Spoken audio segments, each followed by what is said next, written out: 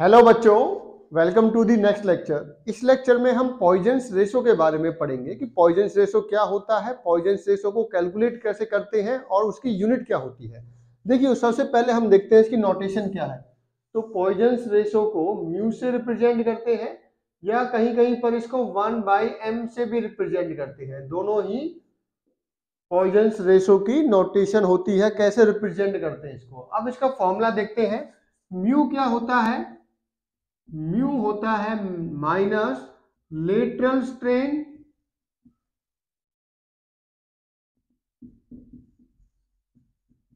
Divided by longitudinal strain.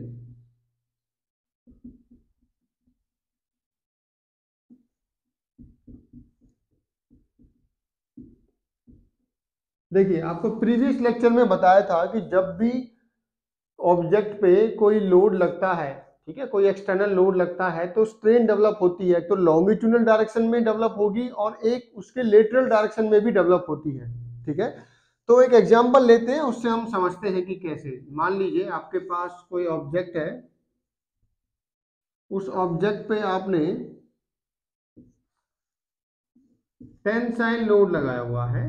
ठीक है, अब इस टेंसाइल लोड के कारण इस ऑब्जेक्ट में डिफॉर्मेशन होगी।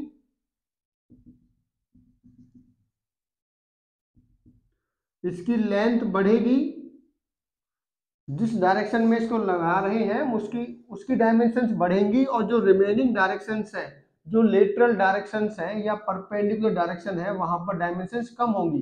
तो यहाँ पर देखिए, मान लीजिए ये डायमीटर है आपका, ये ओरिजिनल डायमीटर है और ये ओरिजिनल लेंथ है। ठीक है, बाद में कितनी लेंथ चेंज हो गई, मान लेते हैं बाद में इसकी लेंथ हो गई L1। ठीक है, उसी टाइप से पहले डायमीटर D था, अब मान लेते हैं डायमीटर कितना हो गया है। आफ्टर डिफॉर्मेशन इसका डायमीटर हम D1 मान लेते हैं। ठीक है, तो यहां पर अभी हम लॉन्गिट्यूडनल स्ट्रेन पहले निकालते हैं। लॉन्गिट्यूडिनल स्ट्रेन क्या होगी? Change in length divided by original length. Change in length का फॉर्मूला क्या होता है? Final length minus initial length divided by original length. ठीक है, फाइनल लेंथ कितनी है आपकी यहाँ पर? L1। इनिशियल लेंथ कितनी थी? L divided by L। ठीक है, L1 minus L divided by. अब देखिए, L1 ज्यादा है और L कम है आपकी, इसका मतलब ये क्वांटिटी कैसी होगी आपकी? पॉजिटिव। कैसी होगी आपकी? पॉजिटिव। अब निकालते हैं लेटरल स्ट्रेन।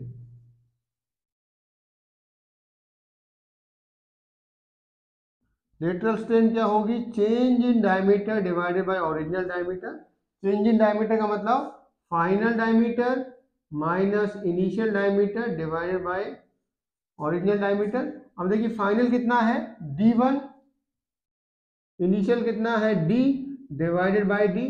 अब देखिए, D1 छोटा है और D बड़ा है, तो ये वैल्यू क्या होगी? नेगेटिव। क्या होगी ये? नेगेटिव। कैसी क्वांटिटी होगी ये? नेगेटिव। अब इसका हमें पॉइजन्स रेशो अगर निकालना है तो क्या होगा? Poisson's ratio equal to minus of del D by D divided by del L by L।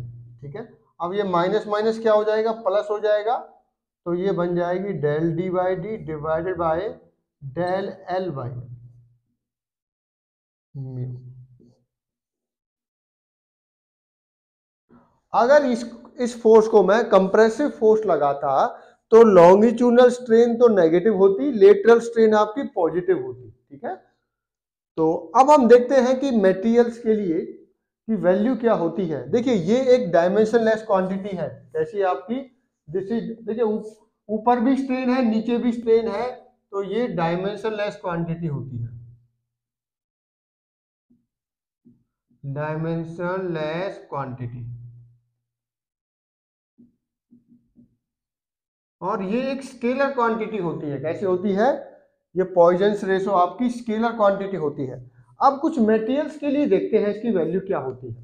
देखिए,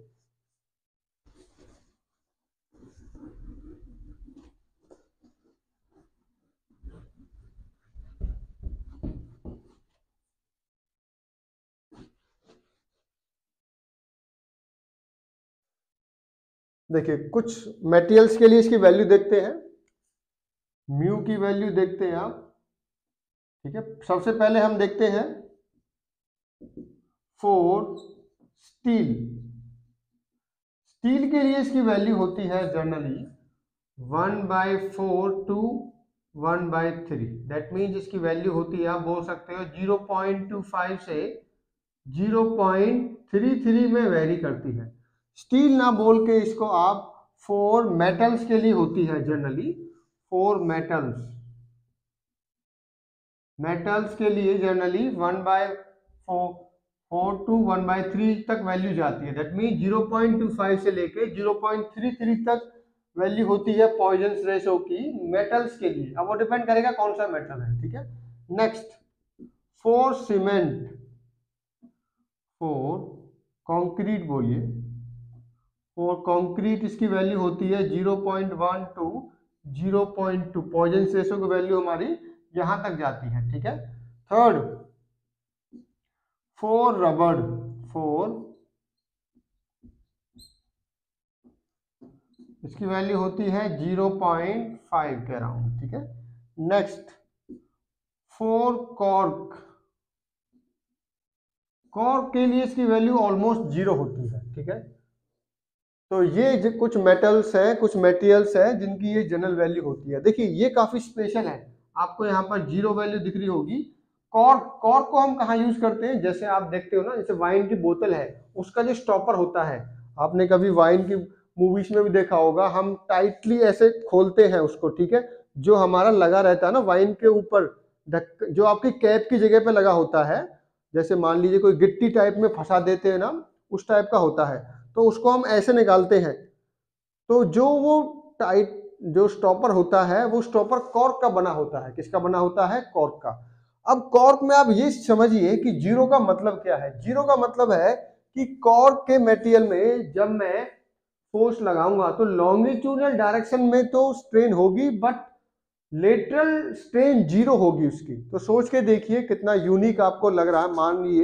मानिए आपकी मेरा ये कॉर्क का बना हुआ है, आपको विजुलाइज इसका मतलब बताते हैं। मान लीजिए कॉर्क का बना हुआ है, तो अगर इस कॉर्क के बने मटेरियल को मैं यहाँ से टेंसाइल लोड लगाऊंगा तो लेंथ तो बढ़ेगी बट डायमीटर कम नहीं होगा, ठीक है। या आप ऐसा बोलिए कि जब मैं यहाँ पर टेंसाइल फोर्स लगाऊंगा तो लॉन्गिट्यूडनल तो क्या होगी आपकी, लॉन्गिट्यूडनल स्ट्रेन तो आएगी, लेटरल स्ट्रेन आपकी नहीं होगी, ठीक है। दैट मीन्स कि जो आपकी लेटरल स्ट्रेन है वो 0 हो जाती है, किस केस में? कॉर्क के केस में। उसी टाइप से कुछ मटेरियल्स, देखिए मोस्टली मटेरियल्स पॉइजंस रेशो में पॉजिटिव वैल्यू रखते हैं, बट कुछ स्पेशल मटेरियल्स हैं जहां पर पॉइजंस रेशो की वैल्यू नेगेटिव हो जाती है। और नेगेटिव का मतलब समझते हैं, इसकी वैल्यू नेगेटिव कब हो सकती है, ध्यान से देखिए।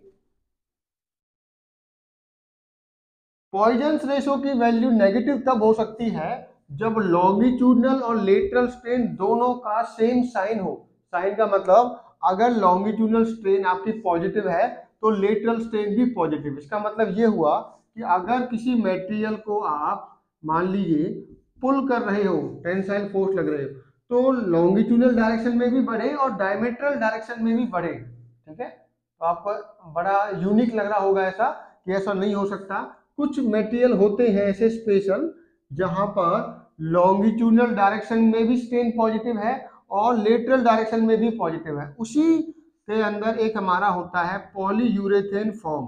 पॉलीयूरेथेन फॉर्म एक मटेरियल होता है जिसके अंदर म्यू की वैल्यू आपकी नेगेटिव आती है।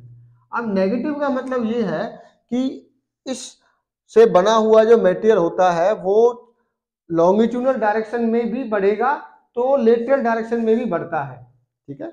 जैसे मान लीजिए आपके घरों में जो गद्दे होते हैं, ठीक है, जो फॉर्म होता है, तो जैसे ही आप उस पर बैठते हो तो आपको बड़ा कंफर्टेबल फील होता है, क्योंकि वो सभी डायरेक्शन में क्या होते हैं, फैलते हैं। आपके सभी डायरेक्शन में क्या होते हैं, एलोंगेट होते हैं, जिससे कंफर्टेबल आपको फील होता है। तो जो ये पॉलीयूरेथेन फॉर्म है इसको हम फर्नीचर में यूज करते हैं, ठीक है। तो ये हमारा दो स्पेशल केस मैंने आपको इसमें बताए हैं, एक पॉइजन रेशो 0 वाला, एक नेगेटिव वाला। 0 का मतलब है कि मटेरियल एक डायरेक्शन में ही एलोंगेट हो रहा है, दूसरी डायरेक्शन में कोई चेंज नहीं आ रहा, ठीक है।